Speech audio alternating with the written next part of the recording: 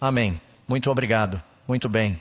Jackie, Marguerite, John, sejam bem-vindos mais uma vez, amigos, ao programa Prophecy Odyssey. E somos muito gratos pela fidelidade de nosso público aqui na cidade de Nova York. Embora o tempo esteja um pouco chuvoso lá fora, vocês vieram e somos muito gratos por sua dedicação.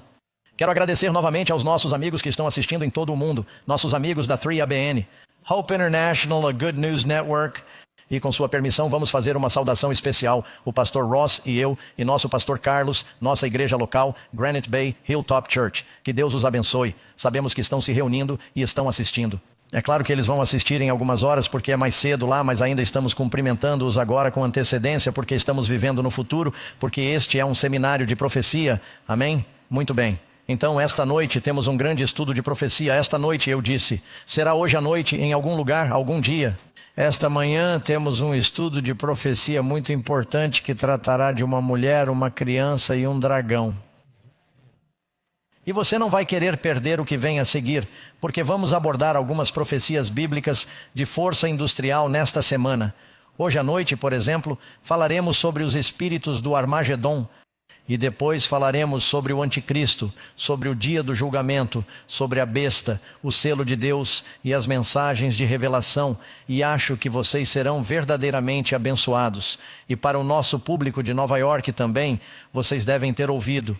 Estou em um programa especial hoje às 5 horas.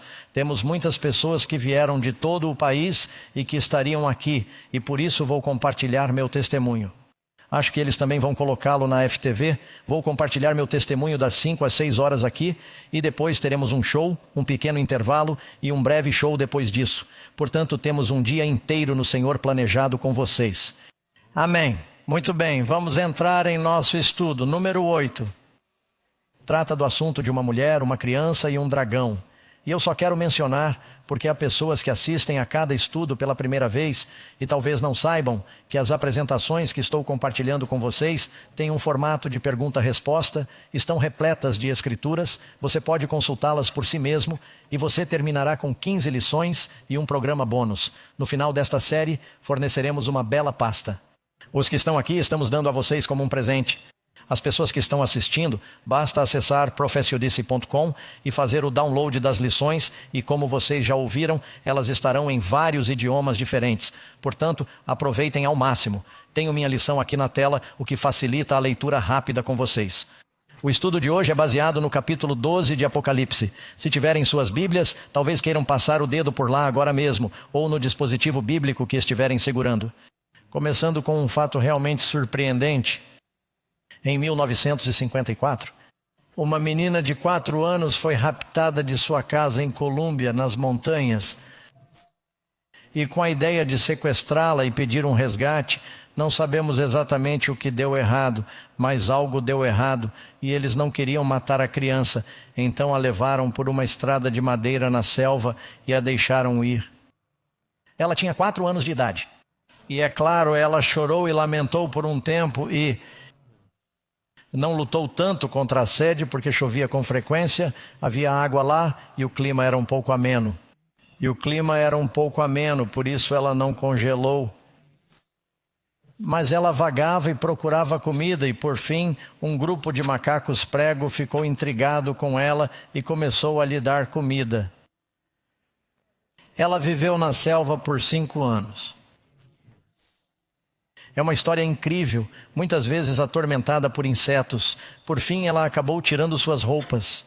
Ela seguiu um bando de macacos que a observavam da árvore que a adotou. Ela até chegou ao ponto de conseguir escalar muito bem. E aprendeu a procurar comida e permaneceu viva quando finalmente foi encontrada. Após esses anos de vida na selva, ela perdeu todas as inibições sociais naturais. Ela não tinha roupas. Esqueceu-se de como falar seu idioma. Não se lembrava de seu nome e nunca encontraram seus pais verdadeiros. Eles lhe deram o nome de Marina. Por fim, ela era jovem o suficiente para reaprender a falar inglês e espanhol. Ela se mudou para a Grã-Bretanha, casou-se e tudo isso está contido em um livro fascinante chamado The Girl with No Name, A Menina Sem Nome. Deus a proveu no deserto de maneira milagrosa. Atualmente ela tem quase 70 anos de idade e ainda consegue subir em árvores. A Bíblia fala sobre uma mulher que é um símbolo da igreja. Temos uma mulher verdadeira e uma mulher falsa em Apocalipse 12 e Apocalipse 17. Vamos estudar um assunto muito importante. Há cristãos em todo o mundo que frequentam igrejas diferentes. Como você sabe, qual é a igreja que importa? Existe uma igreja verdadeira? Você precisa mesmo ir à igreja? A pergunta mais importante que já foi feita foi quando Pôncio Pilatos perguntou a Jesus: o que é a verdade? Em seguida, ele se afastou de Jesus e não esperou pela resposta. Ele estava ali diante da pessoa que é a personificação da verdade. Ele disse: o que é a verdade? Com cinismo, ele se afastou, achando que ninguém pode realmente saber a verdade. As respostas que estamos ouvindo são reveladoras. Algumas pessoas dizem: bem, você tem a sua verdade e eu tenho a minha verdade, mas não existe verdade absoluta. O que você acredita é bom para você e o que eu acredito é bom para mim. Quantos de vocês gostariam de ir a um médico que está fazendo uma cirurgia no cérebro e pedir que ele diga: bem, eu acho que é um cérebro, mas ele acha que é um melão, portanto, o que quer que você acredite está certo. Ou quando você está no avião e está atravessando o oceano e o piloto entra no ar e diz: sei que alguns de vocês acham que existem leis absolutas da aerodinâmica, mas gostaria de fazer um experimento. Acho que este avião funcionará muito bem como um submarino, porque acredito nisso. E sou sincero. Você gostaria de entrar nesse avião? Ou quantos de vocês gostariam de saber que esse piloto aprendeu que há certas regras absolutas de aerodinâmica e aviação? E se você violar essas regras, haverá consequências terríveis, pois não há perdão. Existe uma verdade absoluta com relação a Deus e a vida eterna. Essa noção que se tornou popular na sociedade de que, bem, você tem a sua verdade e eu tenho a minha verdade, e quem pode saber o que é a verdade? Isso não é o que a Bíblia ensina. Deus diz: tua palavra é a verdade. Foi isso que Jesus disse. Existe a verdade. Jesus disse: eu sou o caminho, eu sou a verdade, eu sou a vida. Não acredite na mentira do diabo de que isso não importa e que desde que você seja sincero, quantos de vocês já foram sinceros? E descobriram que estavam errados e não ajudou o fato de terem sido sinceros? Certa vez eu estava atravessando o país de carro, indo da Califórnia para o Texas. Tarde da noite. Finalmente precisei de gasolina, saí no trevo e dei a volta. Isso foi antes de você ter GPS. Dei a volta algumas vezes e encontrei o posto de gasolina. Enchi o tanque, voltei para a rodovia e estava me sentindo muito bem, achando que faria um grande progresso. Mas quando estava descendo a Interstate 10, eu continuava vendo as placas que diziam Interstate 10. Elas diziam: estou na interestadual certa. Mas depois comecei a dizer: bem, eles devem ter uma cadeia desses restaurantes em todos os lugares, porque acabei de ver um há alguns quilômetros atrás e percebi que estava olhando para o mesmo restaurante e lá estava escrito Interstate 10 West. Bem, estou indo para o Texas, eu precisava estar indo para o leste. Eu estava perfeitamente feliz e sincero, mas nunca chegaria ao Texas indo na direção errada. Não importava o quanto eu fosse sincero. E há muitas pessoas no mundo hoje que pensam que, bem, não importa, desde que você seja sincero. Importa sim, amigos. No que você acredita, a verdade o libertará. Existe uma verdade e conhecer a verdade, e cada elemento da verdade bíblica o torna mais livre. Então, número 1, primeira pergunta. Como o Apocalipse retrata a verdadeira igreja de Deus? Peguem suas Bíblias, vamos ler primeiro. Abram em Apocalipse capítulo 12, por favor. Leremos alguns versículos aqui, vamos ler a maior parte desse capítulo em nosso estudo desta manhã. E agora apareceu um grande sinal, versículo 1. Apareceu um grande sinal no céu, uma mulher vestida com o sol e a lua debaixo dos pés, e sobre sua cabeça uma grinalda. Isso significa uma coroa, a Estéfanos, com 12 estrelas. E, estando grávida, gritava com dores de parto para dar à luz. Esta mulher está grávida. E outro sinal apareceu no céu, e eis que um grande dragão vermelho ardente, que tinha 7 cabeças. Quantas cabeças? 7 cabeças e 10 chifres. Quantos chifres?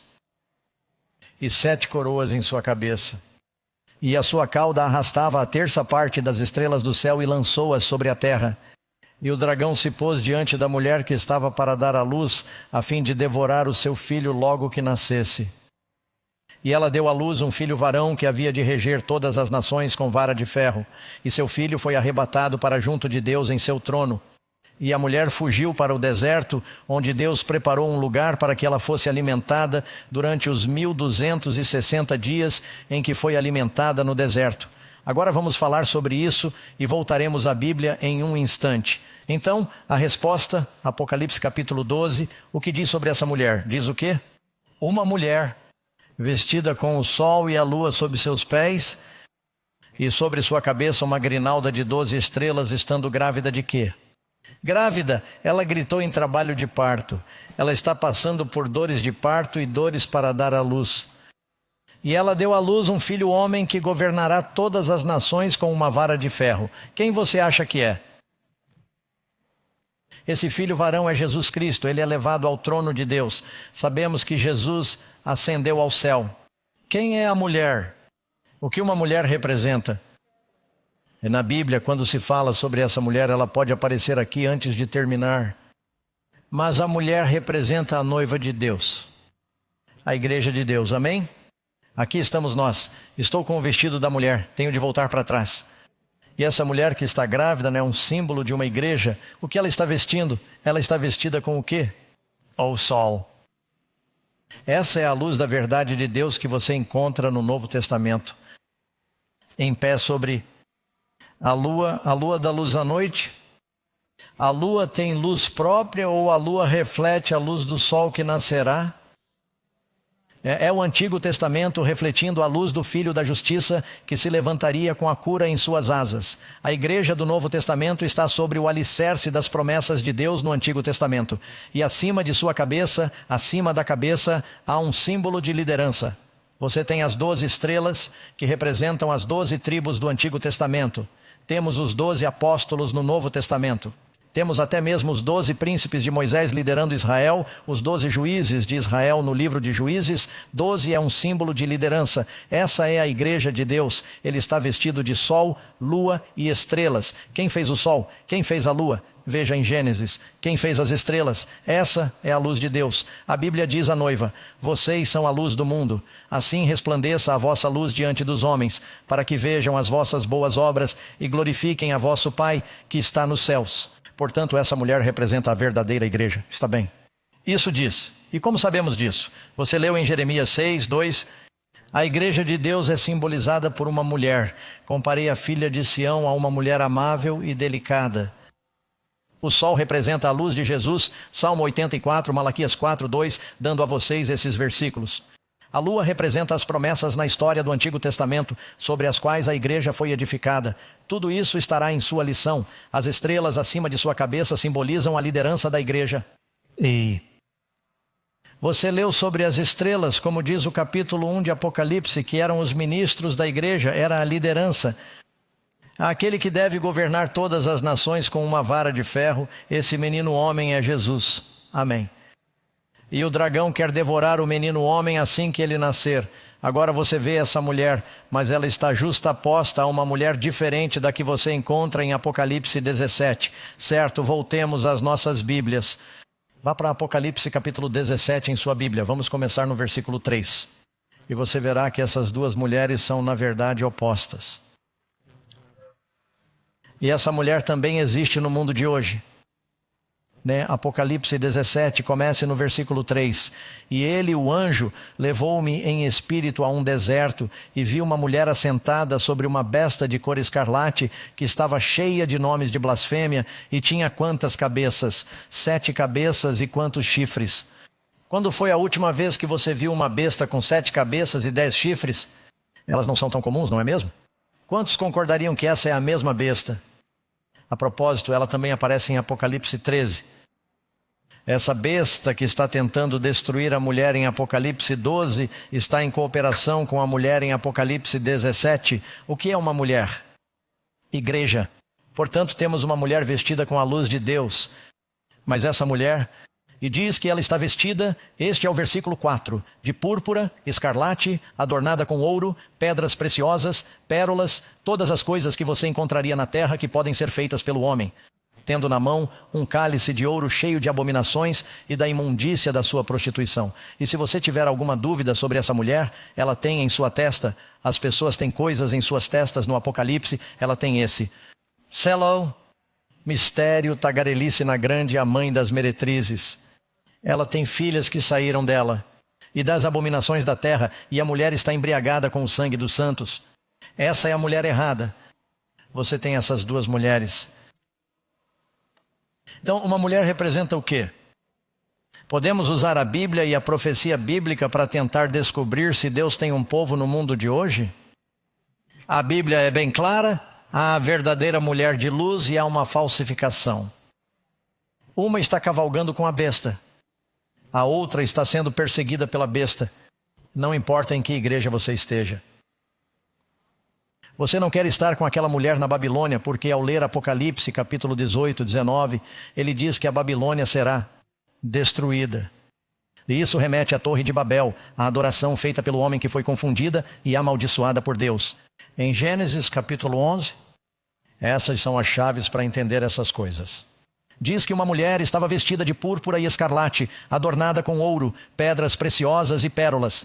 Então, temos essa mulher montada em uma besta em Apocalipse 17. Essa besta é um grande poder perseguidor que encontramos. Se passarmos do capítulo 12 para o capítulo 13, você verá que a besta aparecerá novamente. Muito bem. Número 2. Quem é o...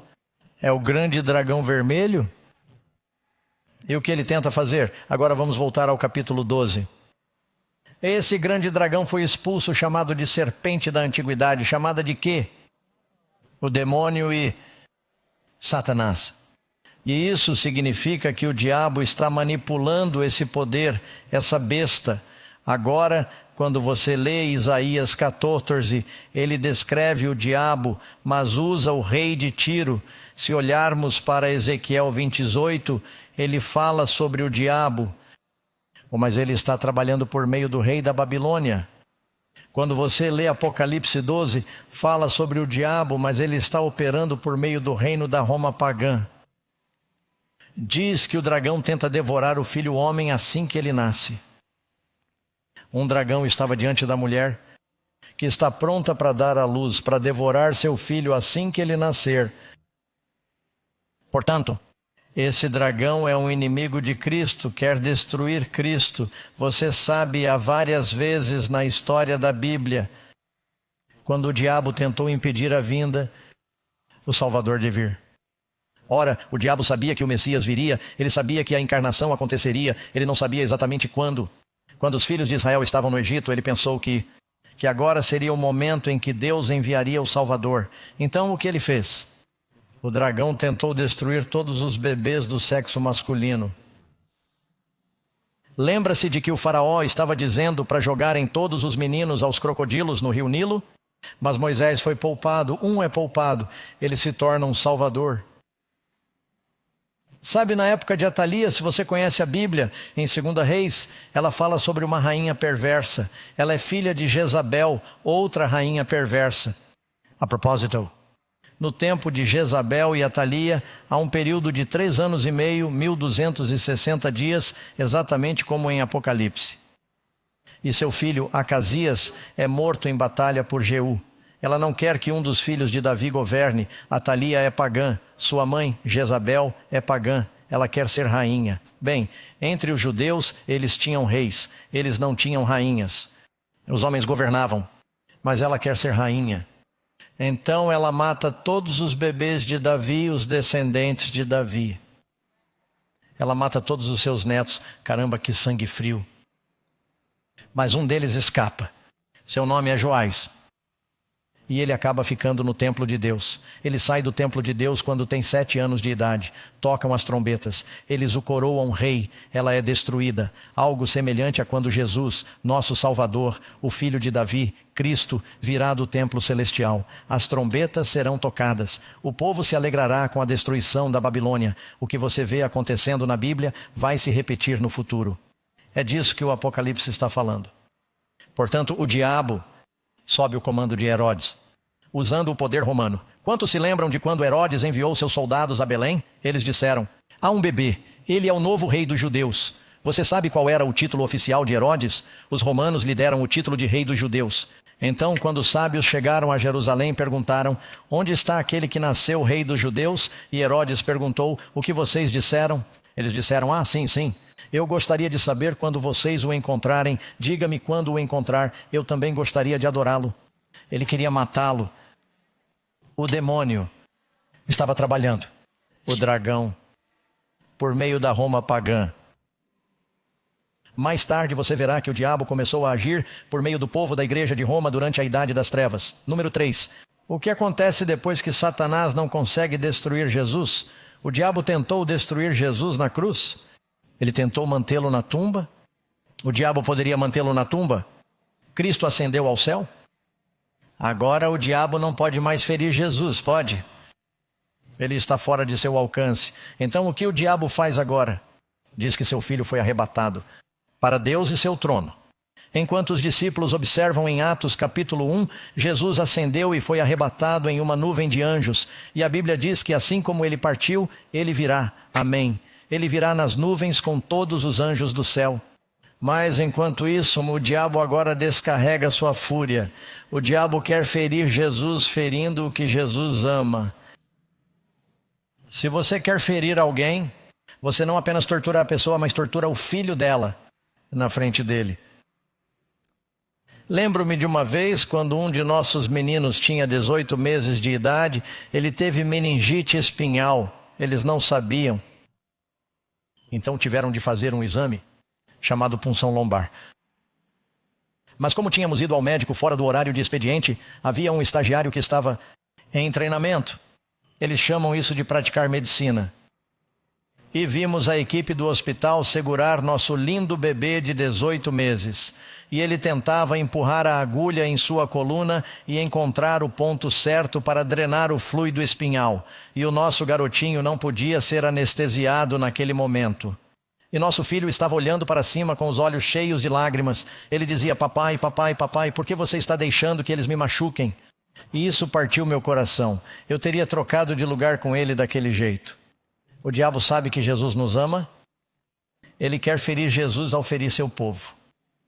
É por isso que ele persegue a igreja. Depois que Jesus é arrebatado para o céu, o que Satanás faz com a igreja? Quando o dragão viu que havia sido lançado na terra, ele perseguiu a igreja. Ele perseguiu a mulher que deu à luz o menino. Depois que Cristo subiu ao céu, algumas das mais severas perseguições recaíram sobre a igreja. Quantos de vocês já ouviram as histórias de Nero, Diocleciano e os diversos imperadores romanos fizeram com os cristãos nos Colossos? Não se trata apenas de fábulas, eles eram alimentados por feras selvagens. Nero passou piche nos cristãos e os incendiou vivos para iluminar seus jardins enquanto eles se contorciam de dor. Era terrível. Por que você acha que as catacumbas estão sob Roma? É porque eles tiveram que ir para o subterrâneo, por assim dizer. E isso era chamado de religio elicite. Até mesmo na Bíblia, você pode ver onde Paulo e os judeus foram expulsos de Roma pelo imperador. Veja, o Império Romano tolerava muitas religiões, desde que a religião romana continuasse a ser considerada suprema. Mas quando os cristãos disseram: não vamos oferecer incenso aos seus deuses pagãos, eles proibiram a religião e ela se tornou religio elicite. É por isso que Paulo diz que talvez seja melhor você não se casar e não constituir família agora, porque a perseguição é muito intensa. Assim, o diabo tentou destruir a igreja com o plano A. O plano A era a aniquilação, o extermínio, o genocídio. Dá-los de comer aos leões, matá-los nas minas, matá-los até a morte, crucificá-los. Quando Nero incendiou Roma, e ele culpou os cristãos. Nero queimou Roma porque não gostava dos cortiços de madeira. Ele queria estruturas de mármore e pensou: tenho de me livrar de todas essas pessoas pobres. Ele incendiou a cidade, observou-a queimar e tocou seu violino. Vocês já ouviram a história. E quando eles ficaram indignados, ele disse: foram os cristãos que fizeram isso. Ele disse que, a propósito, vocês sabem, os cristãos estão vivendo no subsolo e são canibais. Eles acreditam em comer a carne e beber o sangue de Jesus. São canibais e faziam uma propaganda terrível contra os cristãos. E os cristãos sofreram uma perseguição terrível. Não apenas isso, durante esse período, os judeus se rebelaram contra os romanos e as pessoas viram o cristianismo e o judaísmo guardando o mesmo sábado. adoravam o mesmo Deus, liam a mesma Bíblia e os viam como uma espécie de mesma coisa. Assim, os judeus passaram a ser muito odiados depois do século 70 d.C. E assim o judaísmo e o cristianismo foram ambos proibidos. E cristãos e judeus estavam sendo exterminados em massa, destruídos, escravizados. Suas propriedades foram tiradas e espalhadas pelo império. Mas você sabe o que aconteceu? A semente do cristianismo é o sangue dos mártires. Quanto mais eles os ceifavam, mais eles cresciam. Porque os pagãos iam ao Coliseu e observavam esses cristãos orando calmamente antes de serem alimentados por animais selvagens. Eles tinham expressões de paz e alegria. Pareciam estar a caminho de um casamento, porque sabiam que seu próximo pensamento consciente era a ressurreição e ver o Senhor. E eles disseram: por que eles são tão pacíficos? Por que são tão corajosos? E começaram a fazer perguntas e o cristianismo continuou a se espalhar. E o diabo disse: isso não está funcionando. Então ele partiu para o plano B. E que era: se você não consegue destruí-los por fora, destrua-os por dentro. Ele legalizou o cristianismo. E misturou o paganismo e o cristianismo. Constantino ostensivamente legalizou o cristianismo. E ele disse: sim, bem, minha mãe se converteu ao cristianismo, então não posso matá-los. Eles realmente não estão fazendo mal a ninguém. E de repente tornou-se muito em voga ser cristão. Então, o que aconteceu, e você pode ler aqui na pergunta número 5, foi para onde a mulher foi durante esse terrível período de perseguição e quanto tempo durou? Deixe-me contar o que aconteceu e depois chegaremos à resposta. Assim, com a conversão de Constantino e a legalização do cristianismo, que de repente se tornou muito popular, em toda Roma havia todos esses sacerdotes pagãos. Constantino disse que o cristianismo estava legalizado, sua mãe se tornou cristã e o sacerdote pagão disse: gostaria de continuar na folha de pagamento do governo, serei cristão. E todos esses pagãos começaram a se unir à igreja antes de serem convertidos ou mesmo ensinados.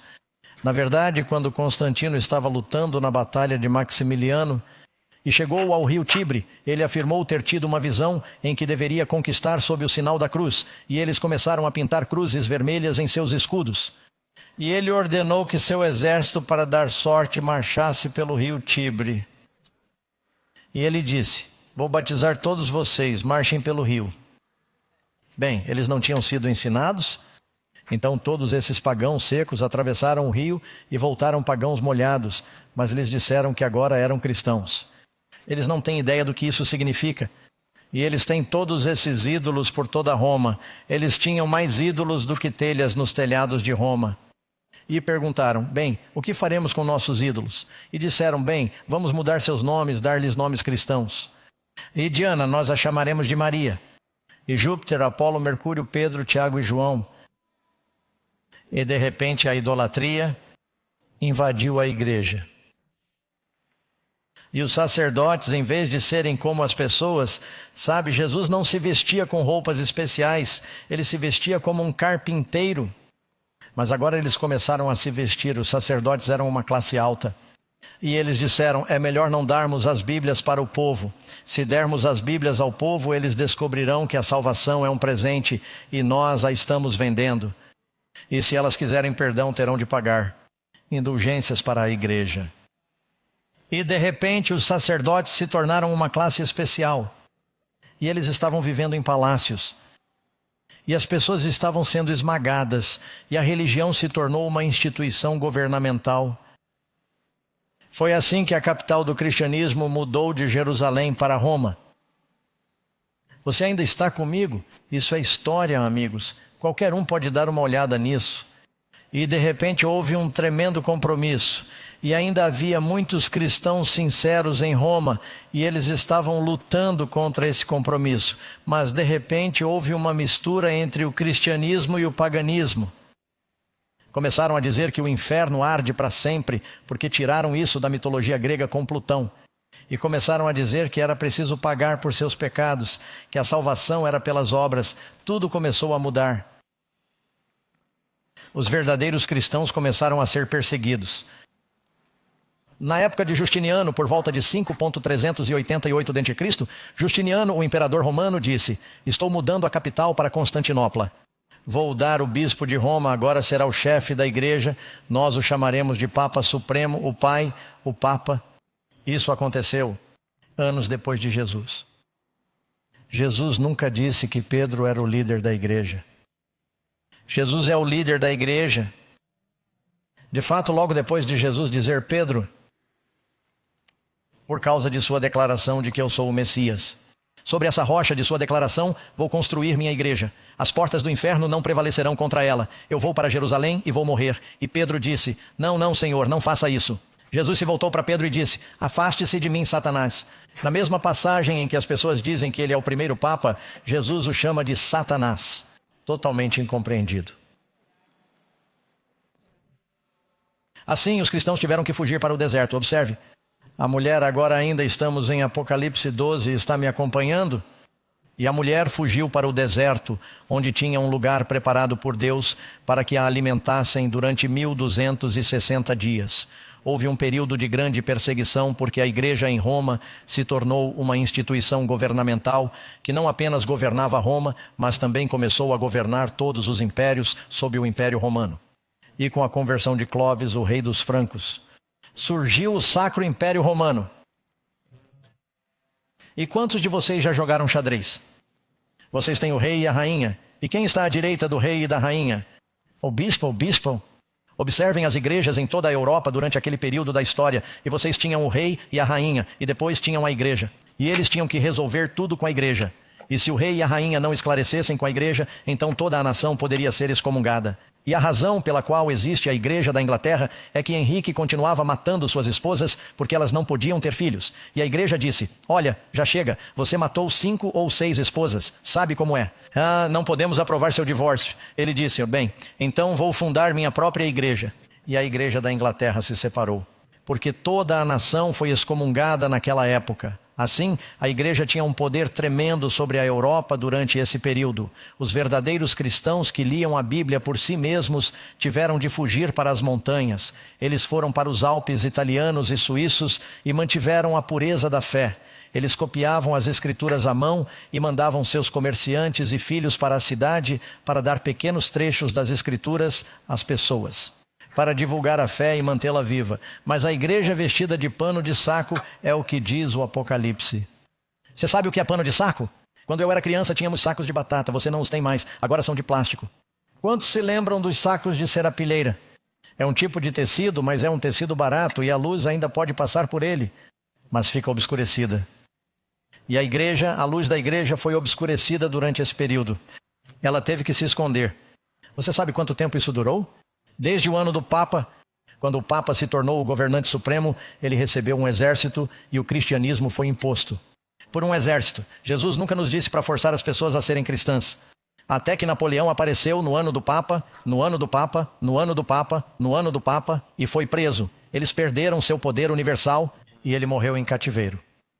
Desde o ano do Papa você tem 1260 anos. O texto diz, 1260 dias, 42 meses, um tempo, e a divisão do tempo. Esse período de tempo está na profecia muitas vezes. A propósito, qual é o número de Deus na Bíblia? O número de Deus. 7. Qual é a metade de 7? 3,5. Geralmente representa um período de perseguição. Por quanto tempo Jesus pregou? 3 anos e meio e então ele morreu. Depois os apóstolos pregaram por 3 anos e meio. E Estevão foi morto exatamente 3 anos e meio depois. Veja a história de Elias no Antigo Testamento. Por 3 anos e meio Elias pregou e os profetas tiveram que se esconder, ficaram escondidos em cavernas, até que ele teve sua experiência no Monte Carmelo. Mesmo assim ele sofreu grande perseguição. Elias teve que fugir de sua vida, de Jezabel, uma mulher. Estou falando de uma mulher que representava uma igreja. Ela era uma mulher pagã, que se casou com um rei judeu. A combinação do paganismo com a verdade estava perseguindo os profetas de Deus. O que aconteceu no Antigo Testamento se repetiu na história e vai acontecer novamente nos últimos dias. Está fazendo sentido? Muito bem. Então ela foge para o deserto. Número 6. Quais são as outras 2 marcas de identificação da verdadeira igreja de Deus?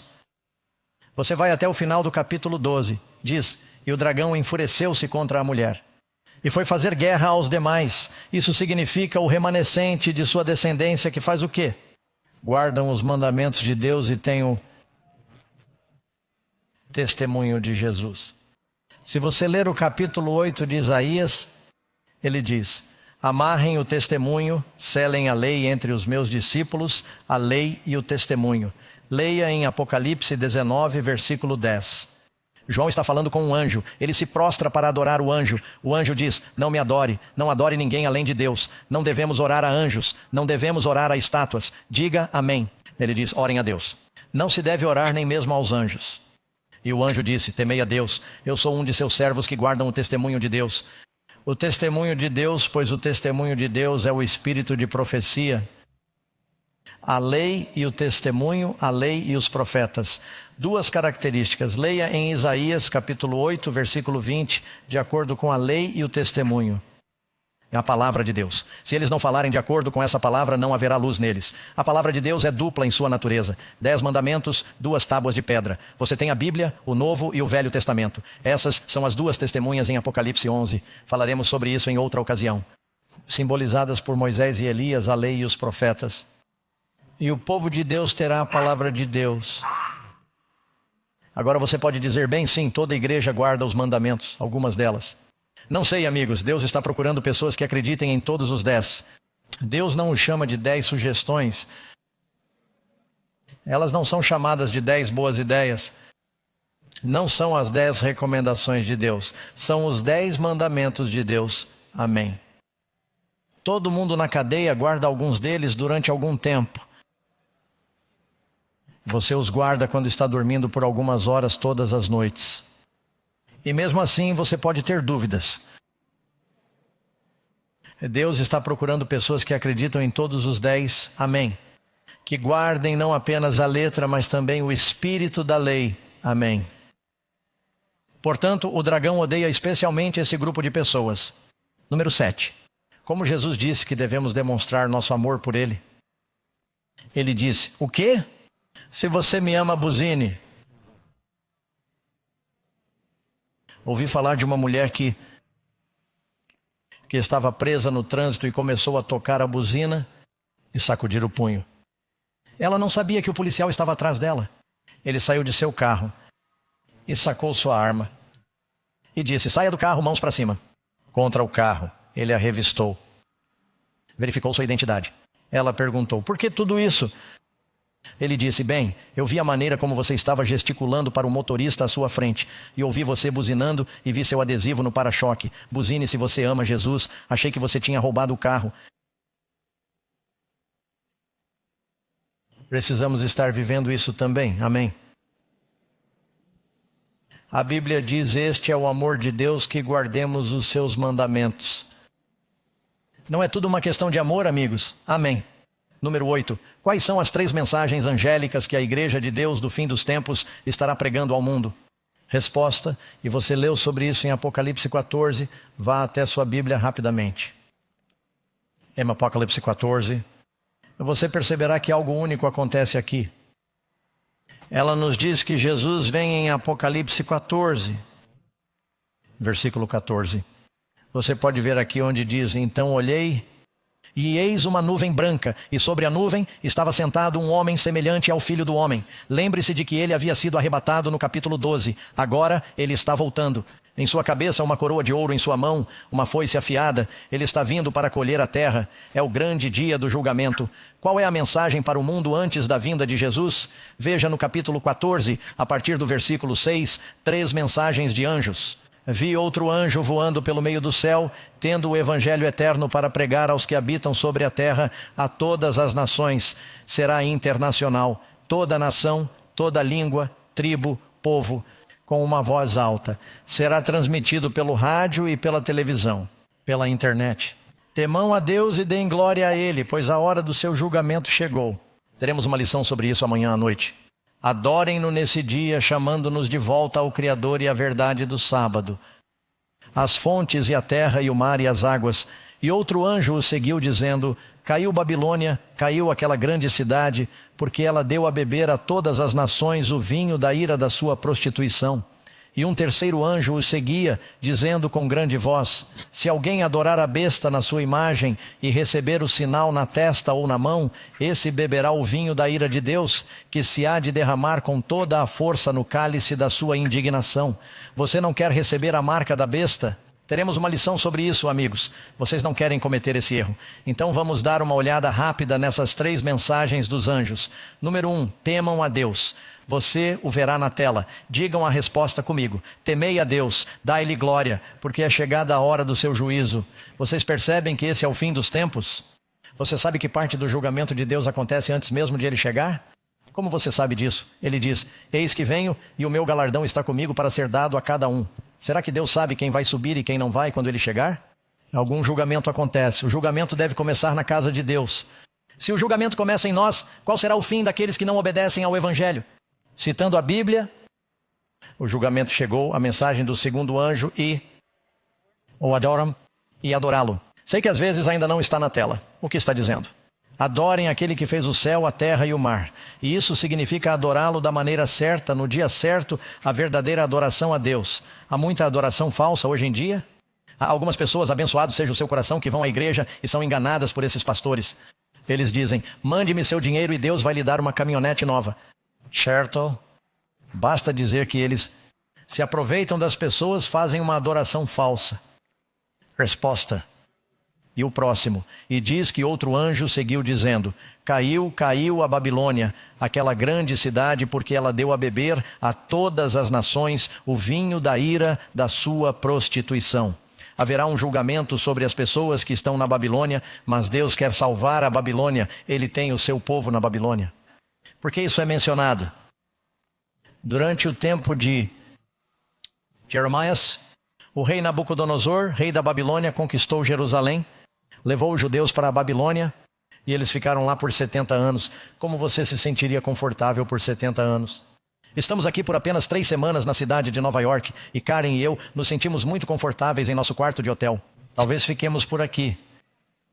Mas depois de 70 anos, quando Deus disse: agora vocês estão livres para voltar, eles disseram: bem, nós até que gostamos da Babilônia. Aprendemos o idioma, aprendemos os costumes. Nós mesmos somos um pouco babilônios. E ele não conseguiu tirar seu povo da Babilônia. Ele disse: mas o julgamento está vindo sobre a Babilônia. Os persas vão destruí-la. Vocês não querem ficar lá. Voltem para casa. Se Deus está dizendo ao seu povo na Babilônia hoje, eles estão misturados em falsas religiões, falsas igrejas. A Babilônia vai cair, as pragas cairão sobre a Babilônia, as 7 últimas pragas sairão dela, meu povo. Jesus tem seu povo na Babilônia, ele os está chamando para sair. E um terceiro anjo os seguiu dizendo: se alguém adorar a besta na sua imagem e receber o sinal dela na testa ou na mão, beberá o vinho da ira de Deus. Beberá o vinho da ira de Deus, e esse é o mesmo vinho que a Babilônia embebedou. Pessoas se embriagarem com seu vinho. Número 9. Para quem a igreja de Deus pregará essas mensagens nos últimos dias? Para onde ela vai, o evangelho eterno? Tendo o evangelho eterno para pregar a quem? A todas as nações. Agora, se acabamos de lhe mostrar esta noite fatos surpreendentes, somos apenas um ministério. Fatos surpreendentes neste momento, apenas por meio deste programa que está sendo transmitido para 15 grupos de idiomas diferentes. Há 8 bilhões de pessoas no mundo hoje. 7 bilhões de pessoas falam um desses idiomas como primeiro ou segundo idioma. E nós somos apenas um ministério cristão. Jesus disse que o evangelho será pregado em todo o mundo, então virá o fim. Amigos, vocês estão vivendo na geração que verá esse cumprimento, creio eu. Você está pronto para a vinda de Jesus? Que especificações Deus deu em sua palavra para nos ajudar a identificar sua igreja do tempo do fim? Bem, vamos dar uma olhada em alguns desses critérios. Resposta A. Vamos reavaliar o que acabamos de ler em nosso estudo. Ela aparecerá e fará seu trabalho visível depois de emergir do deserto em 1798. Agora, tenho que parar aqui e dizer algo a vocês. Acredito que Deus tem um remanescente. Você sabe o que é um remanescente? É o restante. Quantas de vocês, senhoras, já costuraram alguma coisa? Você vai à loja e compra um resto. Quando tiro minha carteira, todos ficam muito quietos. Por algum motivo. Ok, o que eu tenho aqui? Tenho uma nota de $10. Está bem. Quando eles fazem o tecido na fábrica, no tear, eles pegam os parafusos, sabe, o tubo de papelão, e começam a enrolar o tecido no tubo de papelão, certo? O que vai primeiro? Aí eles enrolam tudo e então as pessoas vão à loja e dizem: gostaria de comprar um pouco. E compram pequenos pedaços e os cortam e compram o que precisam para seus travesseiros e suas cortinas. E cortam o tecido. E finalmente alguém dirá: bem, eu só preciso de uma parte. Eu tenho esse pedaço que sobrou. Como se chama isso? É um retalho. É o que fica no final. Mas você sabe o que está no final? É o que foi colocado primeiro. O que sai no final é o que começou primeiro. A igreja de Deus nos últimos dias seguirá as Escrituras da mesma forma que a igreja seguiu no início. A Bíblia diz que voltaremos à fé que uma vez foi entregue aos santos. A Bíblia nos diz que haverá um remanescente. Deus salvou um remanescente nos dias de Noé, certo? Ele salvou um remanescente chamado Abraão de Babel, Ur dos Caldeus. Ele salvou um remanescente da Babilônia. E depois da perseguição de 1260 anos e de a igreja ter se tornado clandestina, houve um grande movimento de reavivamento que ocorreu há cerca de 150 anos, em que cristãos de todas as origens diferentes disseram: vamos descobrir o que a Bíblia realmente diz. Jesus não quer que sejamos divididos por nossas denominações. Vamos orar pelo Espírito e abrir a palavra, ajoelhar-nos e passar noites em oração e voltar à Bíblia. Esse foi o nascimento do movimento que está lhe trazendo este seminário. Agora você diz: bem, que igreja é essa? Não gosto de chamá-la de denominação, mas nos chamamos adventistas do sétimo dia. Não costumo dizer isso porque não gosto de me gabar. Sou um cristão adventista do sétimo dia. É muito simples. Significa que acreditamos em guardar todos os mandamentos, inclusive o sétimo, e acreditamos que Cristo está voltando. É a esperança abençoada. Estamos dizendo às pessoas: preparem-se, preparem-se, preparem-se. E nós estamos, você sabe, na América do Norte. A igreja adventista do sétimo dia é eleita a igreja mais diversificada etnicamente, pois temos pessoas de todas as origens diferentes e é a igreja protestante que mais cresce no mundo atualmente. E eles têm o maior sistema educacional atrás apenas da igreja católica. Eles têm o maior sistema médico depois da igreja católica. E eles estão se espalhando por toda parte porque as pessoas estão dizendo: ei, se você quer ser um cristão bíblico, para onde mais você vai? Bem, eu vou compartilhar meu testemunho com você um pouco mais tarde hoje. Você entenderá como isso aconteceu comigo, porque certamente não cresci assim. Estudei todas as igrejas diferentes para descobrir. Eu disse: não me importo, só quero saber o que a Bíblia diz. Porque quando alguém diz: por que você acredita? Eu não quero dizer: bem, é o que minha igreja acredita. Em que sua igreja acredita? Bem, minha igreja acredita como meu pastor. Em que seu pastor acredita? Como a minha igreja. No que o pastor de sua igreja acredita, na mesma coisa em que eu acredito. As pessoas não sabem no que acreditam, não é mesmo? Temos que seguir a Bíblia, amigos, amém. Esta igreja começou durante esse período de tempo. Ela está seguindo o período de 7 anos e 98. Ela diz: resposta B, ela ensinará as mesmas verdades que os apóstolos ensinaram. Já mencionamos isso. Resposta C, ela guardará os 10 mandamentos, inclusive o sábado. Amém. Resposta D, terá o espírito de profecia. Ela segue a lei e os profetas e acredita em todos os dons do Espírito, amigos. Amém. Creio que o poder de Deus ainda está vivo hoje. Ela proclamará a mensagem tríplice de Deus para o fim dos tempos com uma voz alta. Será uma igreja global e internacional. Não se trata de uma irmandade local de esquina. É um movimento internacional. Atendemos a esse critério. Ela ensinará o Evangelho eterno, que é a salvação somente por meio de Cristo, que é o que ensinamos e acreditamos. E agora Jesus, no número 11, nos dá esses 7 pontos de identificação proféticos. Ele diz: vá procurar a minha igreja. Qual é a promessa de Jesus? Se buscarmos, busquem e vocês encontrarão. Onde buscamos? Na palavra. Você corre para lá e para cá na palavra de Deus. Quantas organizações eclesiásticas no mundo se encaixam nesses 7 pontos? A Bíblia diz que há um só Senhor, uma só fé. Quantas? Uma só fé. Deus quer seu povo unido na verdade. Um só batismo. Já que há tantas igrejas diferentes no mundo hoje e tantas denominações diferentes que se dizem verdadeiras, isso as torna a igreja verdadeira de Deus? Isso faz delas a verdadeira igreja de Deus? Não. Leia Isaías capítulo 4, versículo 1. E naquele dia 7 mulheres, o que representa uma mulher. Agarrarão em um homem, Jesus, o Filho do homem, dizendo: comeremos nosso próprio pão, nossa própria palavra de Deus. Vestiremos nossas próprias roupas, nossa própria justiça, mas vamos nos chamar pelo seu nome, vamos nos chamar de cristãos para tirar a nossa reprovação. Há mais igrejas diferentes que se dizem cristãs e que não seguem a Bíblia do que qualquer outra religião. O cristianismo é o mais dividido porque é o genuíno e o diabo está lutando contra ele. Mas há uma verdade, amigos, baseada na palavra de Deus. Jesus disse que nos últimos dias entrariam lobos que não poupariam o rebanho. Portanto, quando uma pessoa descobre a verdadeira igreja de Deus do tempo do fim, é necessário se tornar um membro. E o Senhor acrescentou à igreja. Quem acrescentou à igreja? Ó Senhor. Acrescentou à igreja, seu corpo diariamente, aqueles que estavam sendo salvos. Jesus tinha os 12 apóstolos e mais tarde ele contou 70 discípulos. E então eles foram, e isso conta quando eles se juntaram, 3.000, depois 5.000. Deus tem seu povo. Número 15. Quantas maneiras de escapar havia nos dias de Noé? Jesus disse que será como nos dias de Noé. Pela fé, Noé construiu uma frota de arcas. Não. Ele preparou uma arca, uma só, um Senhor, uma fé, para a salvação de sua família. Cristo tem uma arca nos últimos dias, amigos.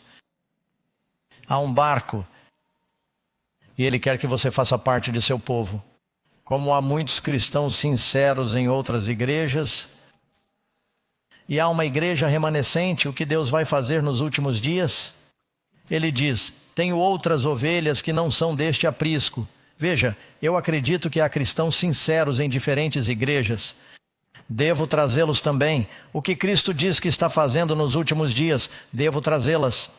Eles ouvirão minha voz. Como? Por meio de sua palavra. E quantos serão? Pode haver um rebanho, um pastor. Todos os homens, disse Jesus, saberão que vocês são meus discípulos pelo amor que tiverem uns pelos outros. Antes de Deus derramar o Espírito sobre seu povo nos últimos dias, haverá uma reunião de seu povo sobre a palavra de Deus. Você acredita nisso? Como podemos testemunhar a este mundo perdido se os cristãos estão tão divididos? Mas não devemos nos unir por causa da unidade. É isso que a besta vai fazer. Devemos nos unir com base na verdade. Com base em um assim diz o Senhor. Caiu a grande Babilônia. Saia dela, meu povo. Deus está chamando seus filhos para fora da Babilônia. E talvez você o esteja ouvindo chamá-lo. Jesus o está chamando hoje para entrar na segurança de sua grande igreja do fim dos tempos. Vocês são muito preciosos para Ele, amigos, e Ele quer que você seja salvo. Agora eu vou fazer um convite, uma decisão agora mesmo. Gostaria de ter nossos contínuos, nossos anfitriões de fila. Temos um cartão que queremos lhes dar. Uma coisa é eu pregar essas coisas, mas outra coisa é as pessoas dizerem que essa é a verdade. E hoje, enquanto ouço a voz dele, vou fazer algo. Você em casa também pode participar. Você pode fazer o download desse cartão diretamente da internet. Demos a você um cartão, com um lado em espanhol e outro em inglês. Você pode fazer o download em casa. 4 perguntas simples. Estou convidando-os a tomar uma decisão. Pergunta número 1. Aceitei Jesus como meu Salvador pessoal e desejo segui-lo aonde Ele me levar. Sua resposta é sim? Marque-a em seu cartão. Pergunta número 2.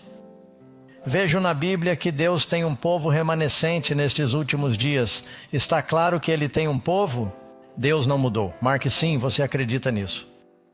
Aqui está o mais importante. Desejo adorar em espírito e verdade e gostaria de me unir à igreja remanescente de Deus. Você quer saber como faço para me tornar parte desse corpo?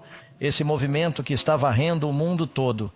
Marque sim aí se o Espírito de Deus estiver falando com você.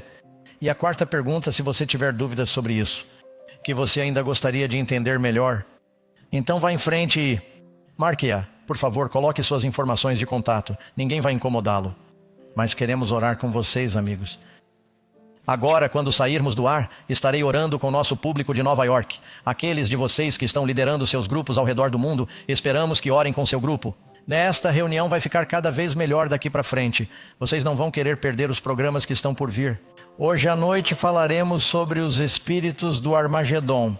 Algo que está acontecendo no mundo hoje. Você não vai querer perder isso. Amanhã é o julgamento. Amanhã é o julgamento, o testemunho aqui, às 5 horas de hoje e um pequeno concerto em seguida.